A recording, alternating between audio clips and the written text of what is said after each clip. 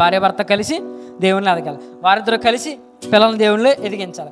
ఈ రకంగా ఉంటే దేవుడు చాలా సంతోషిస్తాడు. అప్పుడు అది ఏంటంటే దేవుడు కోరుకున్న కుటుంబం. మీరు ఆ గిన్నెలు ఆ కొండలో కట్టేసేసుకుని అవి చూపిస్తారా?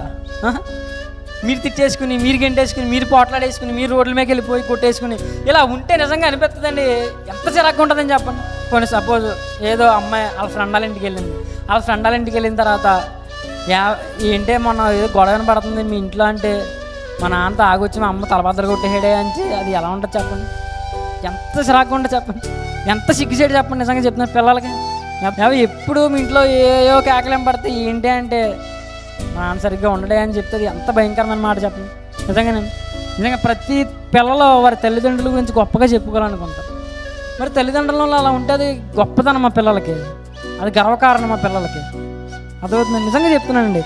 కనీసం చెప్పుకోలేము మా నాన్న ఇది అని మనం చెప్పుకోం, మా అమ్మ ఇది అని మనం చెప్తాం సరేండి. కాబట్టి అది చెప్తున్నా, తల్లిదండ్రులుగా ఉన్న మీరు మీ పిల్లలకి ఏంటంట అలంకారం. గుర్తుపెట్టుకోండి. మీరేంటి చెప్పండి?